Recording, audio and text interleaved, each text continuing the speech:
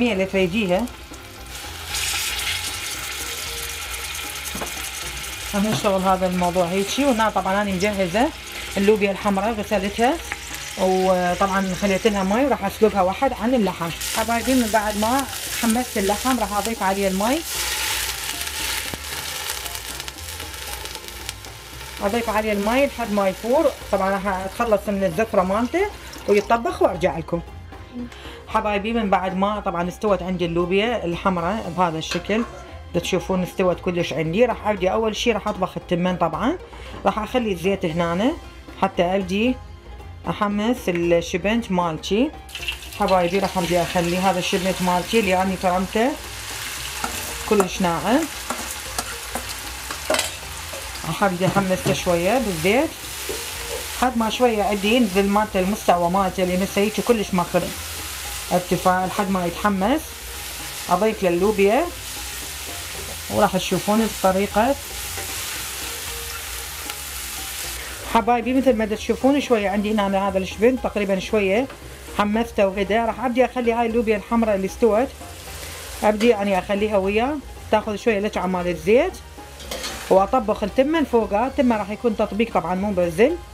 وطبعا اللوبيا الحمراء اللي اني سلقتها المي مالتها ما ادبه، لان اني راح اصلا ابدي اطبق التمن على هذا المي مالت اللوبيا، وشويه اخذ من مي اللحم اللي اني سلقته هم اضيف عليه حتى التمن يكون بيه طعم ونكهه طيبه. حتشوفون بهاي الطريقه. طبعا اللوبيا عندي مستويه زين وما اريدها تستوي زايد بحيث تكون يعني لدرجه انه تنمر الزايد، لا شويه يعني تكون مستويه حتى لين بعد وراها راح تطبخ ويا التمن. حبايبي هذا التمن اللي اني غاسلته ومنقعته راح ابدي اضيفه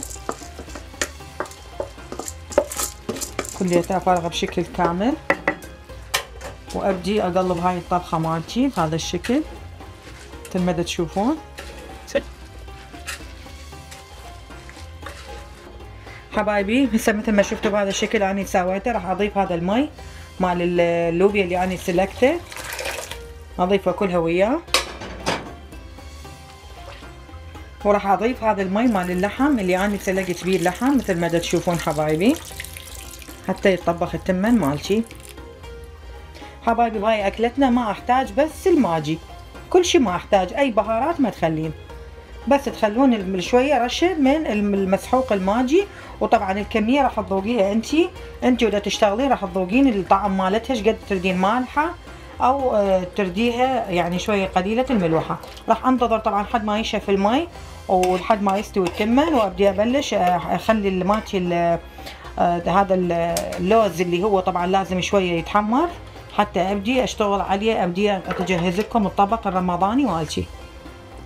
حبايبي مثل ما تشوفون هسه المي مالته نشف. راح انتظر تقريبا 10 دقائق اخليه على نار هادئه حتى عندي يتطبخ يستوي التمن. راح اشوفكم الخطوات البقيه.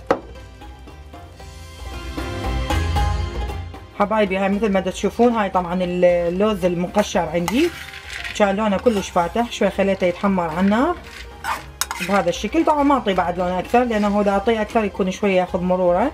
وهذا الغازو مالي راح اضيفه وياه شويه ياخذ وياه تحميصه ونتخلص من الرطوبه الموجوده مالت الجو بيه حتى تكون مقرمشه. حبايبي هاي مثل ما تشوفون خليت اني هنا فترسي بسيطه اذا عندك في البيت. خليني اللحم مالك اللي الكميه اللي تريديها ودينا عليها هاي المكسرات كلها. فراح ارجع ارصه فوقها